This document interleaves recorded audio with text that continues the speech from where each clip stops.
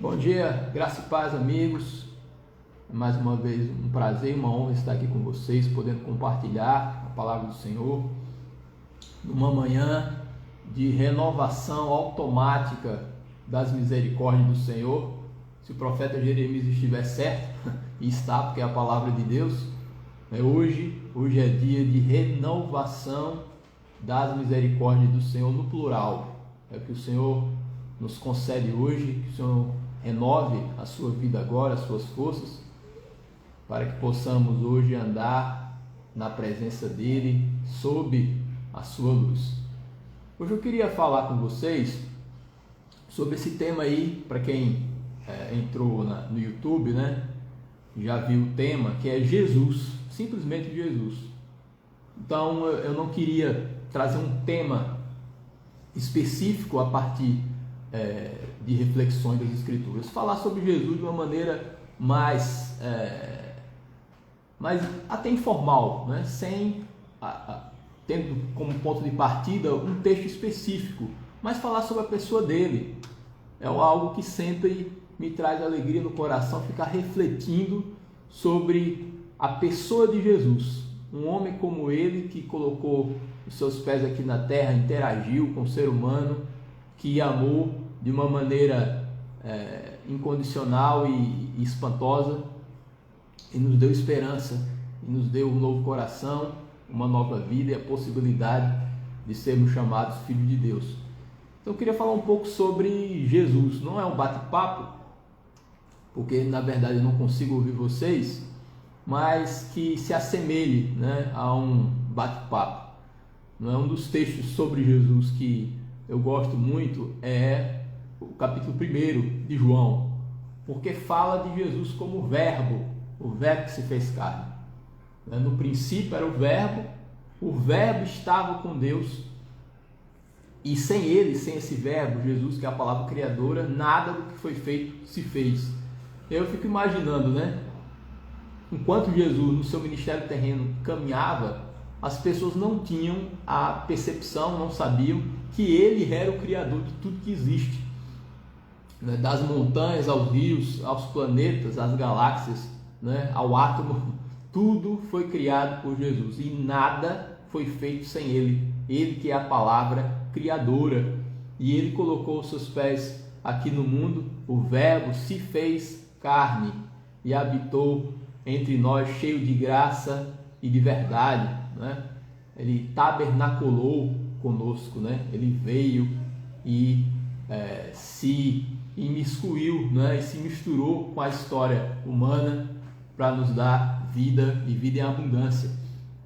Então Jesus Cristo é aquele que é o verbo que se fez carne. Ele se torna a palavra. Ele não é aquele que tem uma palavra, ele não é aquele apenas que tem a mensagem, porque ele é a mensagem.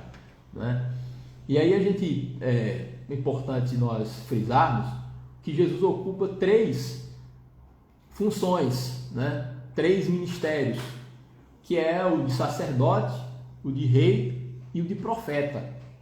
Então Jesus Cristo também é considerado profeta nas Escrituras.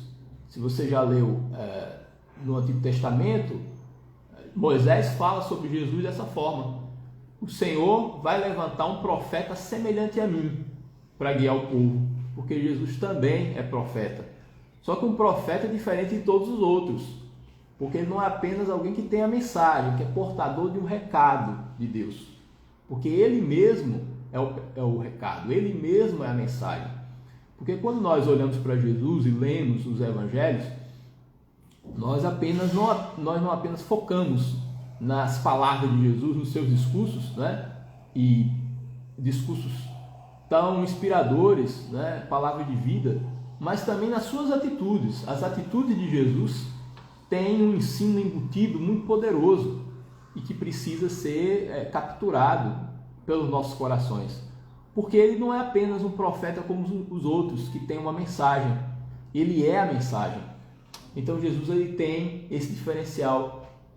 Ele é o sacerdote segundo a ordem de Melquisedeque. Você já deve ter aprendido aqui com a gente, na comunidade, que Jesus ele cria uma ruptura com aquela linhagem sacerdotal de Arão, porque todos os sacerdotes eles eram impedidos pela morte de continuar. Jesus não. Jesus ele não precisou fazer sucessor e nem precisava de outros sacerdotes para revezar no turno com ele, porque ele é eterno, porque ele não tem início de dias e ele se colocou como oferta pelo nosso pecado, não é? Todo sacerdote ele atua e oficia, né, no templo para oferecer sacrifícios pelo povo, e ele oferece um animal, e aquele sangue derramado serve como remissão pelos pecados, como purgação da culpa do povo.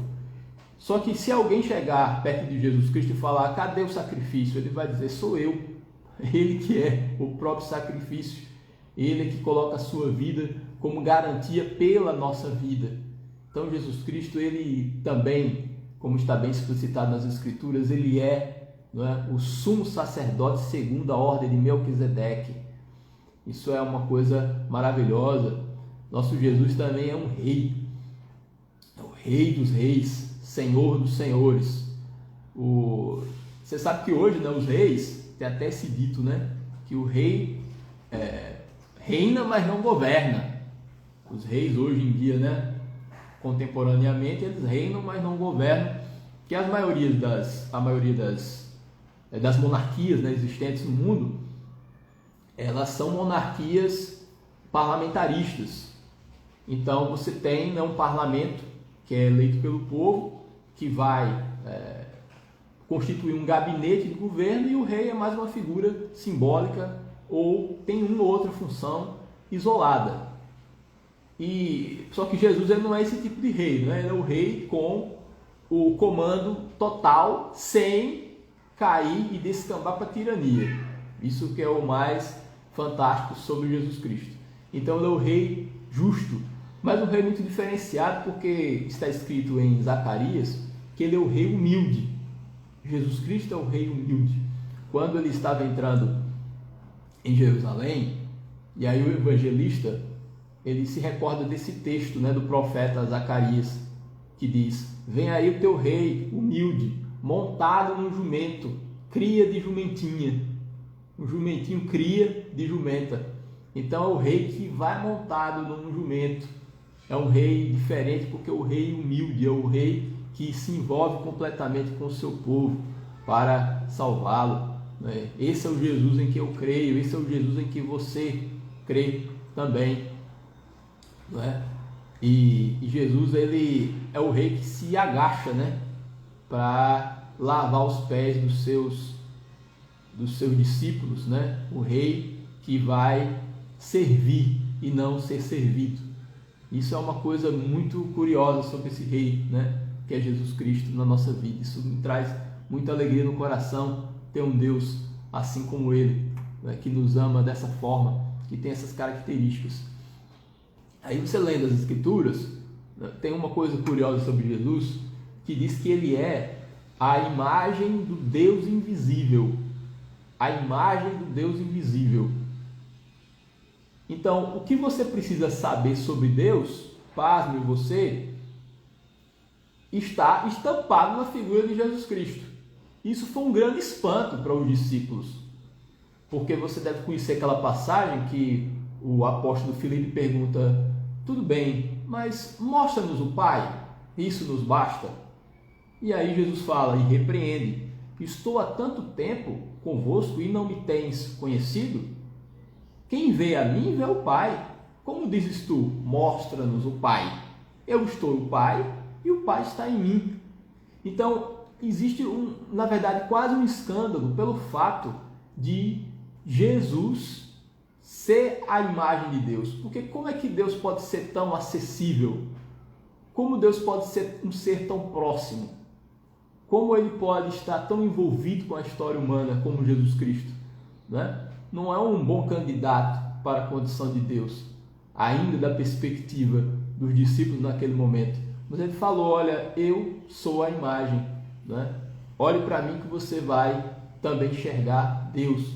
E não à toa está escrito em Hebreus, né, que ele é a expressão exata do ser de Deus. Também está escrito em Colossenses que nele, Jesus Cristo, habita corporalmente toda a plenitude da divindade. Então se conforme, porque Deus é como Jesus e Jesus é como Deus. Claro que nós temos algumas experiências, né, que se chama de teofania, quando alguém tem uma experiência, né, mística com Deus, ou de ver a sua glória, de ouvi-lo, né, chama-se teofania. Algumas delas, por exemplo, Isaías, quando ele vê a glória de Deus, Deus sentado num alto sublime trono, isso está no comecinho do livro de Isaías, e ele vê os anjos, os serafins com 6 asas ao redor do trono. Ou Moisés, que vê a glória de Deus, ele faz um acordo com Deus, né? Deixa eu ver a sua glória. Ele falou, você não pode ver a minha face e viver, mas vamos fazer o seguinte, você vai ficar aqui, você vai ver eu passando de costas pela fenda da rocha, e aí você vai ver por alguns segundos a minha glória. Então existem essas experiências, só que são rabiscos do que Deus é. É um esboço muito rudimentar, porque Jesus Cristo é que é a imagem do Deus invisível, assim está escrito. Lá no Evangelho de João, capítulo 1, diz que ninguém jamais viu a Deus. O Deus unigênito que está no seio do Pai é quem o revelou. Quem revela a Deus é o próprio Cristo. E isso é algo realmente impactante.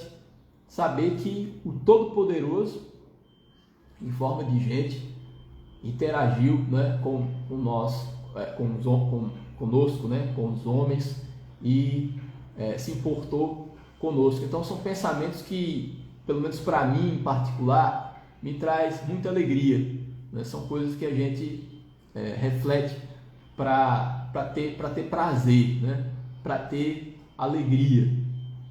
Eu gosto de ter no meu trabalho, né, as fotos da minha esposa, das minhas meninas. Aí quando a gente está um pouco estressado, eu dou uma olhada ali, nossas fotos lá em Alagoas, na minha terrinha, né? E aí mistura tudo, dá alegria, né? Mas além disso, pensar sobre Jesus me dá muito ânimo, né? Me dá muita alegria. Então, além dessas características do próprio Cristo, né, como rei, como profeta, como sacerdote, como imagem do Deus invisível, como verbo que se fez carne e habitou entre nós, cheio de graça e de verdade, ele que é Deus Emanuel, né, o Deus conosco, o Deus do povo, o Deus que está com a gente, né, que não põe leões de chácara para fazer a triagem, porque ele recebe a todos, né, e chama a todos para si mesmo. Mas o que me espanta também sobre Jesus é a maneira como ele trata as pessoas. Você já deve ter notado isso. A maneira como Jesus lida com as pessoas e como ele reagiu, né, durante o seu ministério terreno. Então, para começar, pela escolha dos discípulos, pela escolha dos seus apóstolos. Porque a gente percebe com muita facilidade que Jesus estava longe de ser um estrategista político, pelas próprias escolhas que ele adotou na formação do seu colégio de discípulos. Então ele vai procurar pescadores, ele procura um publicano, que é uma espécie de pessoa muito odiada e marginalizada no seu tempo, né, que era cobrador de impostos. Quem gosta de pagar impostos, né? E principalmente uma situação em que esses impostos eram drenados para o Império Romano, um ato de traição, né? E ele chamou Mateus, o publicano, um rebelde, que é Simão Zelote, né, que era envolvido com um projeto de revolução para libertar Israel. Enfim, gente simples, gente controvertida, e ele forma um colégio de discípulos de 12 pessoas para transformar o mundo, mas sem nenhuma visão, visão humana, não é? Do desenvolvimento das coisas.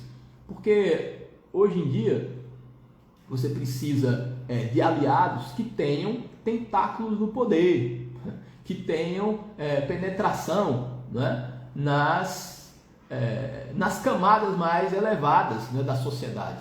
Então Jesus Cristo ele poderia ter chamado José de Arimateia, que era até amigo dele, Nicodemos, para ser um dos apóstolos, ou ainda os saduceus, os herodianos, né, os partidos políticos da época, né, os fariseus, os saduceus, né, e para compor um grupo que de alguma forma pudesse lhe trazer mais influência e impacto ao seu ministério. Mas Jesus ele não se importou com isso, porque ele sempre agiu focado no ser humano, nas pessoas e nos corações, né? É muito bonito saber disso, né? Sobre Jesus Cristo. E também os encontros pessoais que ele tinha com as pessoas. Ele encontrou um leproso, vocês devem conhecer muito bem essa passagem, e o leproso vai e roga e pede: se o Senhor quiser, o Senhor pode me curar. E aí Jesus, não conformado em apenas curar à distância, e ele já fazia isso, como fez com o servo do centurião, curou à distância e fez isso outras vezes, ele quis tocar na lepra. Então é o Cristo, esse é o Cristo que eu creio, que você crê, que ele faz questão de tocar na lepra, ou seja, cai, né, o preconceito, desmorona, né, essa parede de separação cultural entre a pessoa contaminada e o benfeitor. Então ele faz questão para dizer: você é gente, você merece ser tocado. É uma coisa muito bonita, né, da parte de Jesus Cristo. Eu gosto de pensar sobre Jesus e as suas atitudes. Ou então quando ele encontra na casa de Simão, o fariseu, não Simão Pedro, esse é um Simão fariseu, ele estava promovendo, né, uma refeição, Jesus também foi um dos convidados, e aí chegou uma mulher de reputação duvidosa, e ela veio com um vaso de perfume, né, e jogou sobre os pés de Jesus e começou a chorar e a enxugar, né, com as suas lágrimas, com os seus cabelos, os pés de Jesus. Começa a fazer isso, e aí aquele olhar, né, maldoso de Simão fala: olha, isso aqui, talvez ele tenha pensado até que havia uma conotação sexual ali. Esse homem não sabe que é essa mulher, não. Olha o que está acontecendo aqui. Olha, né, que escândalo está acontecendo na minha casa. Uma mulher de má nota beijando os pés desse rabino, e essa mulher, a gente sabe o que ela anda fazendo por aí. Mas Jesus, que é limpo de coração, não via isso. Ele via um coração por trás, né, do mau currículo da mulher. Porque Jesus é assim, né? E ele aceitou a homenagem daquela mulher porque, na realidade, era uma atitude de arrependimento, de busca sincera. E ele foi além, né, do olhar mesquinho e restritivo dos religiosos do seu tempo, e acolheu, né, e perdoou, e ainda deu uma lição para aquele homem. Eu vim aqui, você não ungiu minha cabeça com óleo, ela me deu esse bálsamo aqui caríssimo. Você não me deu nem um ósculo quando eu cheguei, ela está beijando os meus pés. E você não me recepcionou como ela. Então ela é perdoada porque ela amou muito e ela sabe sobre a misericórdia. Então nós precisamos ser como Jesus, né? Porque os limpos de coração verão a Deus. Verão a Deus. Esse nosso olhar religioso muitas vezes é um olhar que apenas é reflexo da nossa baixa estatura espiritual, para dizer o mínimo, né? Porque na realidade estamos apenas externando o que há de pior em nós, no nosso olhar. Porque se os seus olhos forem bons, todo o seu corpo será luminoso. Mas se os olhos forem trevas, né, essas trevas elas vão se entranhar no nosso coração, na nossa mente. Jesus não tinha isso. Jesus é aquele que recebe a homenagem mesmo do pecador, mesmo da pessoa de má nota, como aquela mulher, né? Jesus, por exemplo, ele comia e bebia na casa dos publicanos e pecadores. Verdadeiro escândalo naquele contexto, né? E ele chegava a fazer isso, claro, para ensinar o Evangelho. Só que até o ensino, nenhuma novidade. Porque veja, os fariseus e os saduceus, e Jesus disse isso, eles sentaram na cadeira de Moisés como sucessores, né, nessa tarefa de magistério da palavra de Deus, né, no ensino dos profetas, no ensino da lei de Moisés. Isso eles faziam. Dizer que o pecado é pecado, os fariseus e os saduceus já faziam. e os escribas também faziam. Nenhuma novidade nisso. A questão é que Jesus Cristo, ele se mostrou amistoso diante do pecador, ele se tornou acessível, ou seja, ele se tornou, né, se mostrou como uma pessoa amorosa e receptiva.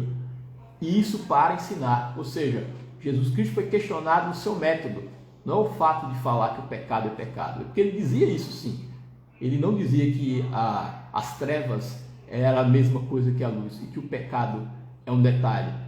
Mas ele se aproximava para curar, porque isso é o que um pastor faz. O bom pastor dá a vida pelas ovelhas e entra no curral, né? E vai tratar diretamente com as ovelhas. E isso é um escândalo para a época. E aí a rádio fofoca de Israel já falava, olha, esse homem aí é um glutão, bebedor de vinho, amigo de pecadores. Então Jesus Cristo, ele se aproximava para curar, ele se aproximava para salvar, mas quebrando essas barreiras sociais. E isso é uma coisa que nós temos que aprender. Temos que aprender de contínuo com a pessoa de Jesus Cristo. E a mulher samaritana? A mulher samaritana é um ensino extraordinário, né?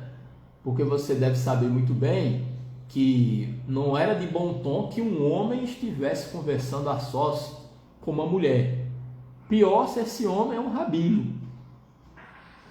E pior ainda se essa mulher é uma samaritana. Porque os samaritanos, eles eram rivais históricos do povo de Israel, né? É uma região ali de Israel, da Palestina, que teve uma influência dos gentios, né? E pagã muito, muito forte.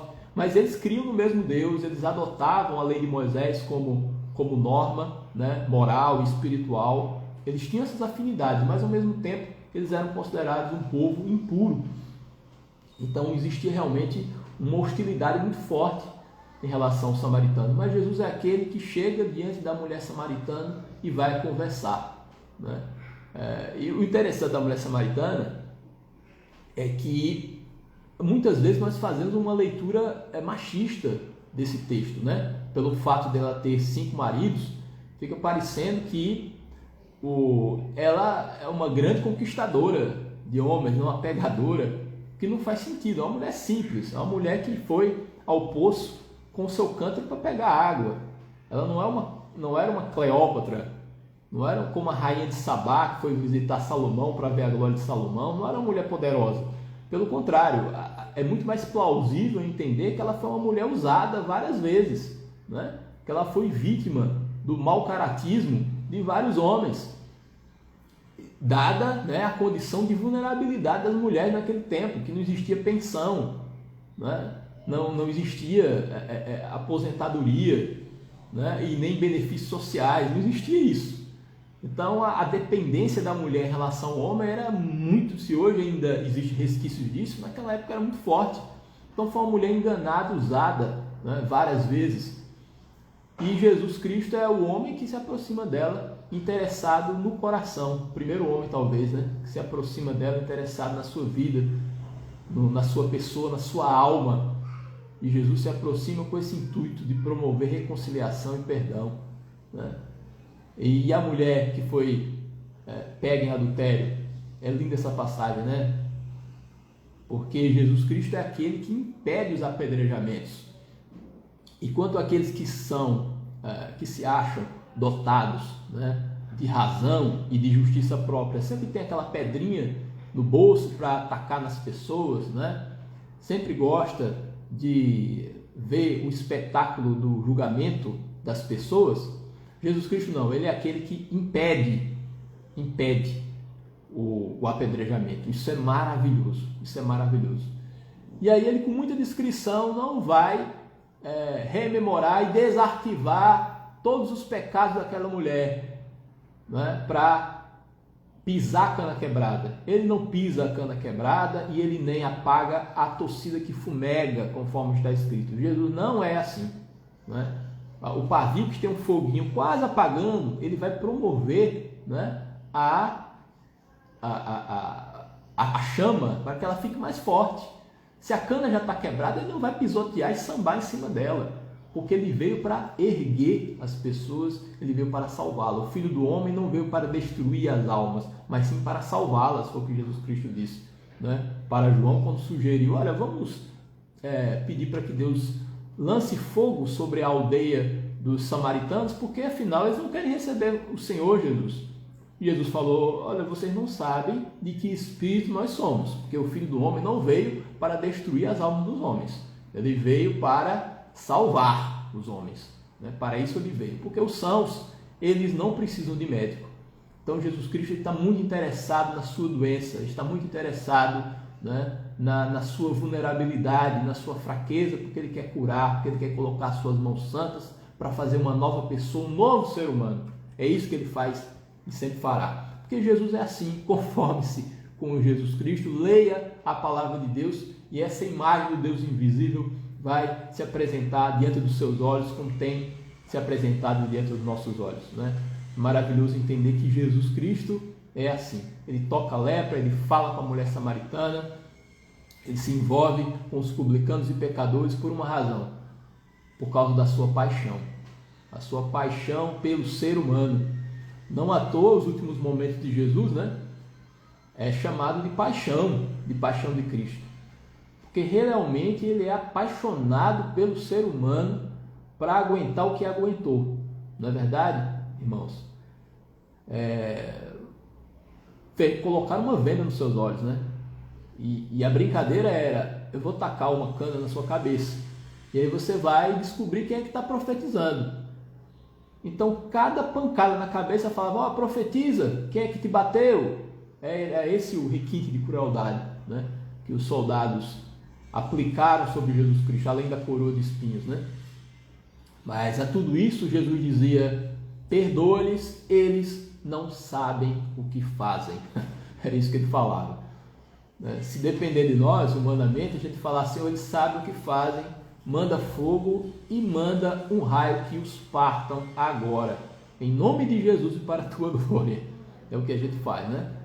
Mas Jesus nos ensina o caminho estreito do amor. Então esse é o Jesus que eu não apenas admiro e louvo, mas que eu quero seguir, né? E é aquele Jesus, e esse Jesus que tem compromisso com você, que tem compromisso com você. As minhas ovelhas ouvem a minha voz, eu as conheço, elas me seguem, eu lhes dou a vida eterna, e jamais perecerão, e ninguém as arrebatará da minha mão, disse Jesus. Isso está em João capítulo 10. Ninguém arrebatará as minhas ovelhas das minhas mãos, porque ele ama as suas ovelhas, e ele dá a vida pelas ovelhas. Ele dá aí a prova do amor, ele dá a vida pelas suas ovelhas. A gente podia ficar a vida inteira, né, falando sobre Jesus, sobre quem ele é, sobre o que ele fez, sobre esse ensino preciosíssimo, inestimável, né, expresso nas Escrituras, mas que essa palavra se torne vida, né, em nós, que o Senhor injete a vida dele na nossa vida, para que a gente viva de uma maneira diferente e possamos crescer a cada dia mais, em nome de Jesus.